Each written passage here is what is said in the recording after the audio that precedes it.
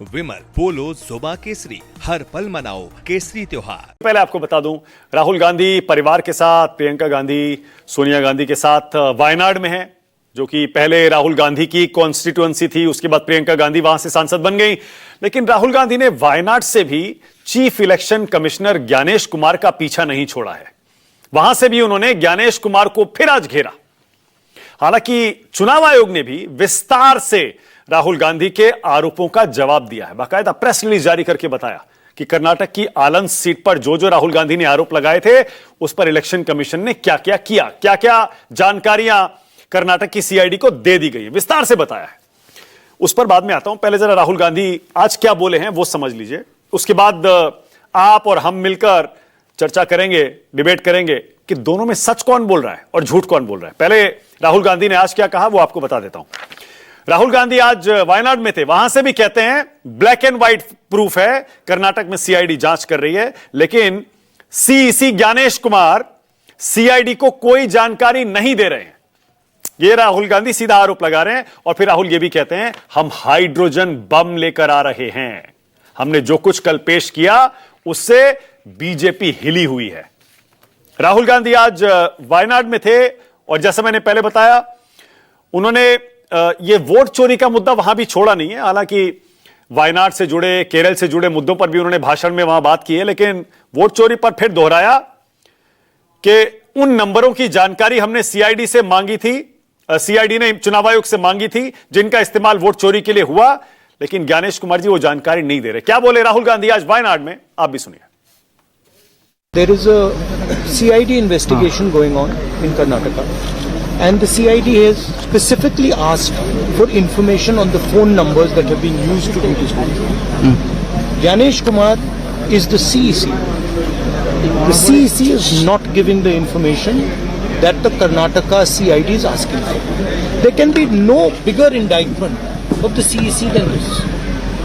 The police is asking for information and the Election Commission of India is not giving it. We are going to reveal, I've said already, a hydrogen bomb that is going to devastate completely the reality of the situation.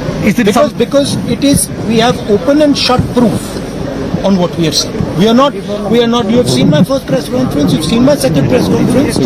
We have black and white proof, I'm not saying anything without proof, and we have 100% proof of a number of things that have happened that are going to come out. Is it something?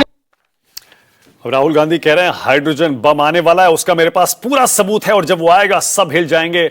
और media में कई दिनों से चर्चा ये चल रही है कि कांग्रेस पार्टी, राहुल गांधी का जो ये हाइड्रोजन बम है, ये शायद नरेंद्र मोदी की लोकसभा कॉन्स्टिट्यूएंसी वाराणसी के बारे में हो सकता है। याद करिए वाराणसी की कितनी चर्चा पिछले 2 साल में हुई है, खूब हुई है। नरेंद्र मोदी वहां से जब रिजल्ट आया था, याद करिए, कांग्रेस की तरफ से अजय राय से कुछ समय पीछे चल रहे थे और शायद इसीलिए नरेंद्र मोदी के लोकसभा क्षेत्र को कांग्रेस पार्टी इस बार निशाना बनाना चाहती है। उस पर भी डिबेट करेंगे आज। अब जरा आपको चुनाव आयोग का जवाब बता देता हूं। राहुल गांधी ने जो पूरा प्रेजेंटेशन दिया था, याद होगा आपको, हमने भी दिखाया था, खूब डिबेट उस पर की है। उसमें सवाल उठाए कैसे 6000 से ज्यादा वोट काटने की कोशिश की गई कर्नाटक की आलंद सीट में, और कर्नाटक में सीआईडी ने एफआईआर की, चुनाव आयोग से जानकारी मांगी कि कौन लोग थे जो वोट डिलीट करने की कोशिश कर रहे थे। चुनाव आयोग जानकारी नहीं दे रहा। अब चुनाव आयोग की तरफ से बाकायदा एक डिटेल में पूरा प्रेस ने उठाया है और उसमें यह बताया गया है कि आखिर ये जो आलंद वाला मसला है सीट का, ये क्या है। अब इसमें चुनाव आयोग का ये प्रेस नोट बताता है कि कुल 6018 आवेदन वोटर डिलीट करने के लिए आलंद में जमा किए गए थे और केवल फॉर्म 7 भरे गए थे। किसी भी वोटर का नाम हटवाना हो वोटर लिस्ट से तो फॉर्म 7 भरना पड़ता है। ज्ञानेश कुमार कह रहे हैं, चुनाव आयोग कह रहा है इस प्रेस नोट में कि 6018 आवेदन ऑनलाइन फॉर्म 7 जमा किए गए थे वोटर डिलीट करने के लिए। इसकी जांच की गई, 5994 आवेदन गलत पाए गए, सिर्फ 24 आवेदन सही पाए गए। 24 मामले की जांच की गई, आलंद पुलिस स्टेशन में एफआईआर की गई, क्योंकि ये जो 5994 आवेदन गलत पाए गए, इनकी जानकारी जुटाना जरूरी था। कौन है ये लोग? फिर आगे इस प्रेस नोट में चुनाव आयोग लिखता है 6 सितंबर 2023 को आयोग के पास उपलब्ध सभी जानकारी कलबुर्गी के अधीक्षक को सौंप दी गई और आपत्ति करने वाले की सारी डिटेल्स दी गई। इस प्रेस नोट में बाकायदा यह बताया गया है कि क्या क्या दिया गया सीआईडी को।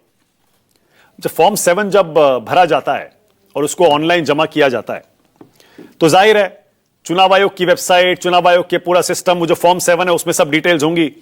तो चुनाव आयोग कह रहा है कि हमने कर्नाटक की सीआईडी को फॉर्म रेफरेंस नंबर दे दिया, नाम दे दिया एप्लीकेंट का, एपिक नंबर दे दिया, मोबाइल नंबर दे दिया, लॉगिन के लिए जो मोबाइल नंबर इस्तेमाल हुआ वो दे दिया, लॉगिन के लिए आवेदन में जो मोबाइल नंबर इस्तेमाल किया गया उस एप्लीकेशन को प्रोसेस करने के लिए वो दे दिया, सॉफ्टवेयर एप्लीकेशन मीडियम दे दिया, आईपी एड्रेस दे दिया, याचिकाकर्ता की जगह एप्लीकेंट प्लेस दे दिया, फॉर्म की सारी डिटेल्स दे दी, तारीख दे दी। और वो कह रहे हैं कि जो सीईओ है कर्नाटक वो जांच एजेंसी को पूरी जानकारी दे रहे हैं, लगातार दे रहे हैं। और राजुरा के बारे में भी चुनाव आयोग का जवाब आ गया। महाराष्ट्र की सीट जहां पर राहुल गांधी कह रहे थे 6,800 के करीब वोटर वहां जमा करने की कोशिश हुई, जोड़ने की कोशिश हुई, उस पर चुनाव आयोग कह रहा है कि 6,861 आवेदन अमान्य पाए गए। कुल 7,792 आवेदन हमें मिले थे, जांच की गई और वहां भी इस पर एफआईआर करा दी गई है। पर राहुल गांधी कह रहे हैं हमें जानकारी नहीं दी जा रही कर्नाटक की सीआईडी को। चुनाव आयोग कह रहा है हमने सारी जानकारी दे दी है। सच कौन बोल रहा है, झूठ कौन बोल रहा है? चलिए डिबेट शुरू करते हैं। राष्ट्र की बात में आज का सवाल आपकी स्क्रीन पर आ रहा है। आज का मेरा पहला सवाल बहुत ही सीधा, राहुल या चुनाव आयोग, झूठ कौन बोल रहा है? और दूसरा, राहुल के हाइड्रोजन बम में आखिर क्या है जिस पर इतनी चर्चा हो रही है और इतना इंतजार करवा रहे हैं राहुल गांधी? आज राष्ट्र की बात में मेरे साथ बीजेपी से